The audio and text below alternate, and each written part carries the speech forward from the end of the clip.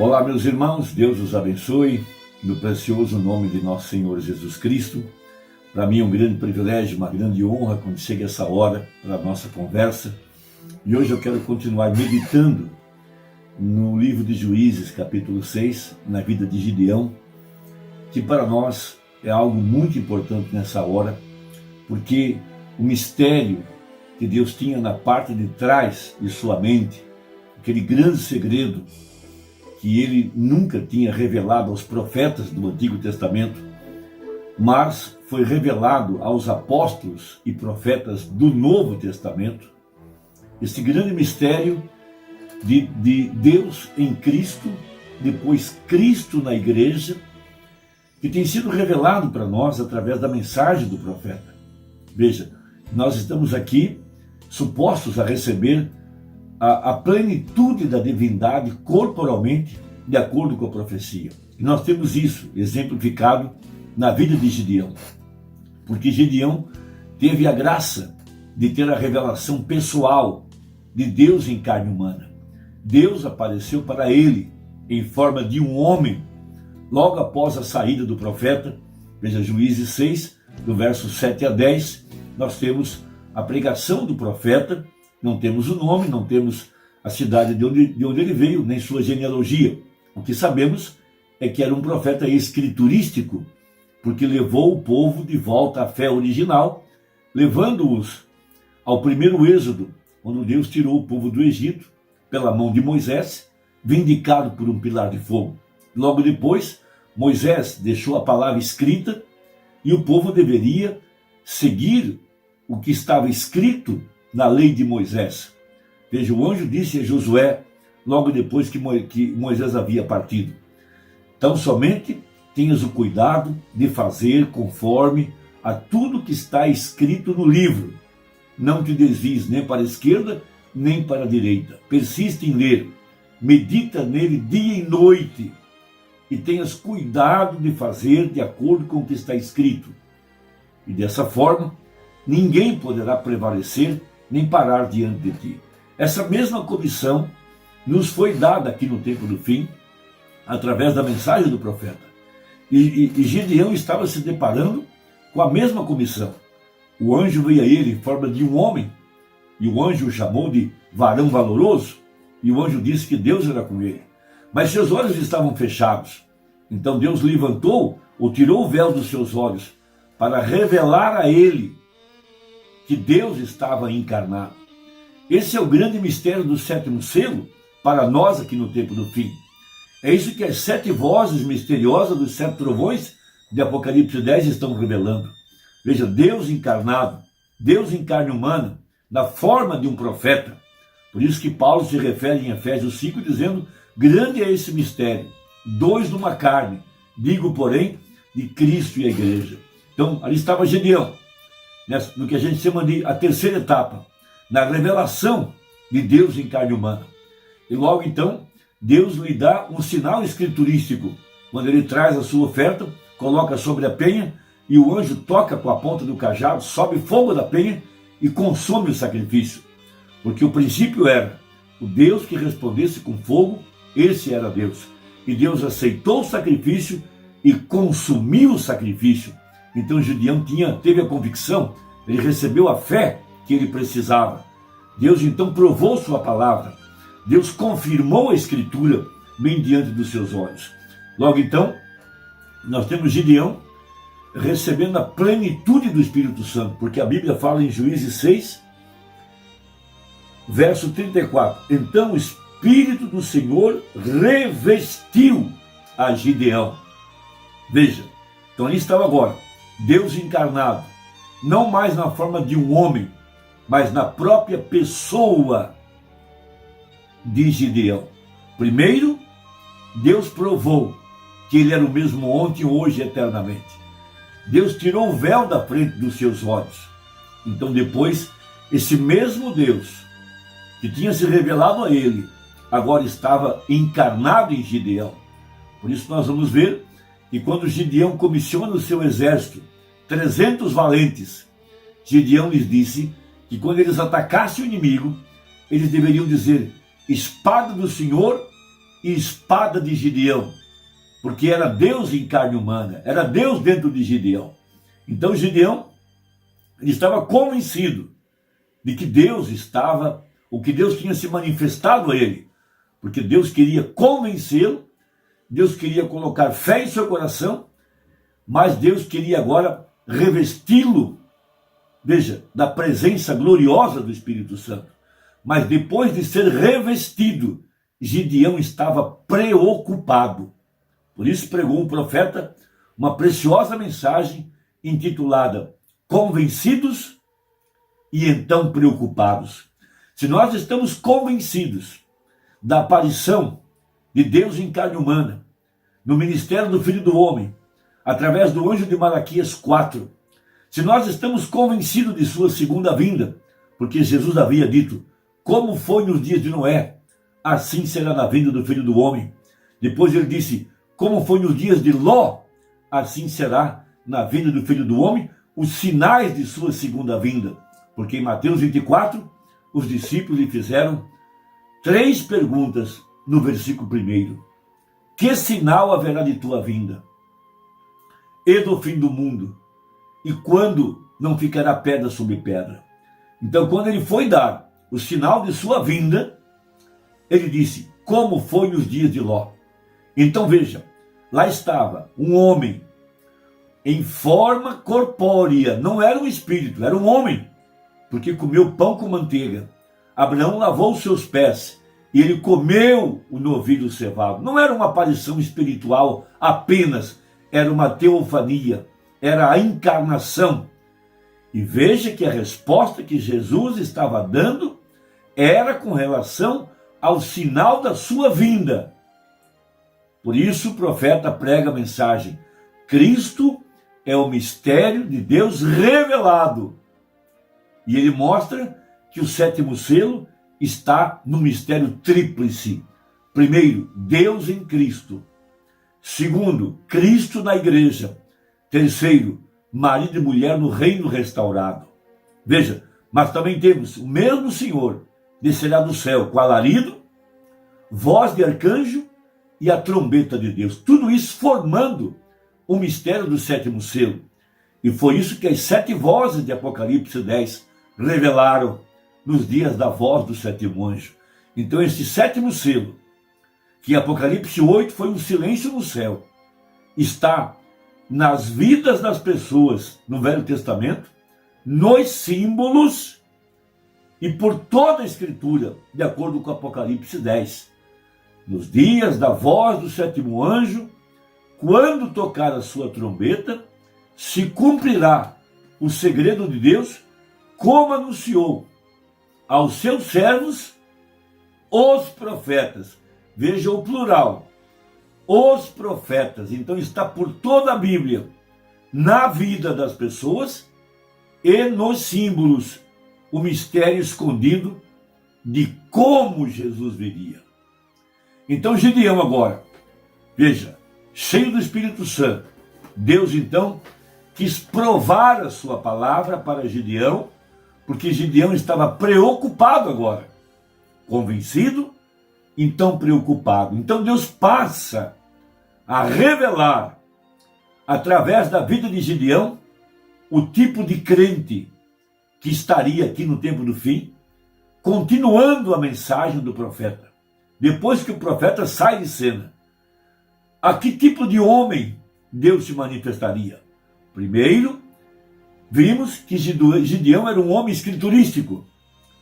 E Deus revelou-se a ele em forma de um homem. Esse é o 7º selo. Veja, Deus em Cristo. Logo, Deus exigiu obediência. Ordenou que ele matasse o 2º boi de 7 anos. Uma clara evidência da segunda cavalgada, aqui no tempo do fim. Apocalipse 10, do verso 8 ao 11. Onde o anjo nos ordena a ir até a mão do anjo e tomar o livro e comer o livro, porque a revelação está no livro. Logo Deus então mostra que tipo de crentes seriam estes que receberiam a mensagem e viveriam de fé na palavra, e Deus teria então uma igreja sem mancha, sem mácula, irrepreensível, porque é uma igreja que deu a preeminência à palavra. Então, qual foi o exemplo que Deus deu? Veja, Gideão, veja, possuído pelo Espírito Santo. Gideão, então, é inspirado por Deus. E Gideão pede a prova do novelo de lã. E aqui há um segredo muito profundo. Vamos ler a Bíblia, então. Verso 34 de Juízes 6. Então o Espírito do Senhor revestiu a Gideão, o qual tocou a buzina, e os abiesritas se ajuntaram após ele, ou após dele, e enviou mensageiros por toda a tribo de Manassés, essa era a tribo dele, que também se convocou após dele, também enviou mensageiros a Aser e a Zebulon e a Naftali, e saíram-lhe ao encontro. E disse Gideão a Deus: veja, se hás de livrar a Israel por minha mão, como tens dito. Veja, aqui vemos um homem convencido e um homem preocupado. É assim que nós devemos estar. Veja, eis que eu porei um velo de lã na eira. Se o orvalho estiver somente no velo, e secura sobre toda a terra, então conhecerei que hás de livrar a Israel por minha mão, como tens dito. E assim sucedeu, porque o outro dia se levantou de madrugada e apertou o velo, e do orvalho do velo espremeu uma taça cheia de água. Veja que grande significado temos aqui. Veja, aquele velo de lã estava representando o próprio Gideão. E vemos então que Gideão, num tipo perfeito do velo de lã, veja, ele precisava ser um absorvente da palavra, um absorvente da doutrina, um absorvente do Espírito Santo. Veja, esse padrão segue o crente para este dia, porque quando Deus deu a Noé a instrução para fazer a arca, Deus escolheu a madeira de gofer. Veja, Noé a esvaziou completamente e depois Noé a betumou por dentro e por fora, porque aquela madeira de gofer era um absorvente da seiva. Veja, ele a betumou por dentro e por fora. O verdadeiro crente nesta hora deve estar betumado por dentro com o Espírito Santo e por fora numa vida vivificada pelo Espírito Santo, para, em ordem, cumprir a comissão de Apocalipse 10, do verso 8 a 11. Veja, a comissão de Apocalipse 10, do verso 8 a 11 é: vá até a mão do anjo e tome o livro e coma-o. Então João foi lá e comeu o livro. Ele se fez doce na boca, mas amargo no ventre. Depois o anjo disse: agora que você comeu, agora que você conhece o mistério, reprofetiza. Ou seja, apenas pregue aquilo que pregou o profeta. Esse é o grande segredo. E Gideão estava comissionado a fazer o mesmo que Josué fez. Porque em Deuteronômio 32, o orvalho significa a doutrina, significa o mandamento do Senhor, significa o dito, a palavra do anjo para Gideão. Então esse tipo de crente é o que segue a mensagem, porque nós não teremos outro mensageiro e não teremos outra mensagem. Veja, mas devemos ser como um absorvente para a verdade da palavra, absorver em nosso coração e colocá-la em nossa própria vida. O profeta sempre disse que muitas pessoas são iguais a um pato. É como jogar água nas costas de um pato, ele dizia. Por quê? Porque o pato possui uma pena impermeável. O seu corpo não absorve a água. Mas o verdadeiro crente é um absorvente para a água da palavra. Então o profeta, pregando a mensagem, Cristo é o mistério de Deus revelado. Ele mostra essa grande verdade para nós, nessa mensagem, a respeito da árvore noiva. Todos nós sabemos que o profeta pregou a mensagem restauração da árvore noiva. Aquilo que Eva rejeitou, a verdadeira noiva está recebendo. Eva rejeitou a palavra e a verdadeira igreja está recebendo a palavra, se alimentando da árvore da vida. Então, no parágrafo 429 dessa mensagem, ele prega. Agora, lembre-se, ele é essa árvore da vida, contrário à semente da serpente. Veja você, ele é essa semente, a semente da mulher. Veja, a árvore da vida no jardim. E para que eles não estendam as suas mãos e movam esta árvore, eles comam desta árvore e vivam para sempre. Veja, e ele é a única árvore que pode ser tomada para que você possa viver para sempre. Sua palavra é vida. E que seja então a palavra de Deus, a qual Eva rejeitou no jardim do Éden. Então aqui está Cristo, a palavra manifestado. Veja, o véu de lã absorveu completamente o orvalho. E Gideão estava preocupado. Ele queria ser este tipo de homem, que ele pudesse absorver o Espírito Santo, que ele pudesse estar revestido da plenitude. Por isso que quando ele espremeu o véu de lã, encheu um copo cheio, não pela metade, não 3/4, mas o copo cheio, porque a promessa para a igreja aqui no tempo do fim é a plenitude do Espírito Santo, para que em ordem os mortos possam ressuscitar, porque os crentes do passado viveram apenas do penhor, mas a igreja do tempo do fim, ela teria a plenitude. Veja, e agora, através disso, ele produz uma árvore noiva, a qual será a árvore da vida restaurada de novo a ele, como marido e mulher, no jardim do Éden. Oh, glória a Deus! Pela mesma palavra e pelo mesmo Deus manifestada em marido e mulher, a mesma árvore noiva de volta novamente. Note, fazendo isso conhecido. Como? Que coisa! Veja, observe, redimido por Cristo, o segundo Adão. Veja, vocês creem que ele foi? Veja, voltando para o lar, para o Éden, com sua esposa caída, redimido de volta ao lar novamente. Isto é Cristo e a igreja hoje, tomando de volta sua esposa. Estão vendo o tríplice mistério agora? Deus manifestado em Cristo, Cristo manifestado na igreja, tudo junto para trazer de volta o Adão e a Eva original novamente. Homem e mulher, os quais são um, feitos do mesmo sangue e do mesmo Espírito e tudo mais. A igreja é o sangue de Cristo, pelo Espírito, porque a vida está no sangue. Isto é o batismo do Espírito Santo, que nos batiza dentro de seu corpo, que reconhece somente seu corpo, sua carne, sua palavra. E é exatamente isso que está acontecendo. Uma igreja que pode absorver a palavra. Uma igreja sem mancha, sem ruga, irrepreensível. Ou seja, uma igreja que crerá em toda a palavra. Que não aceitará nada que não seja o assim diz o Senhor. Uma igreja que estará em harmonia perfeita com a palavra. Por isso, nesse novo Efésios, na unidade entre Cristo e a igreja, a unidade de um Deus numa única igreja, o casamento do Cordeiro, aquilo que Eva rejeitou, a verdadeira igreja está recebendo. E agora, marido e mulher, juntos, unidos, a palavra.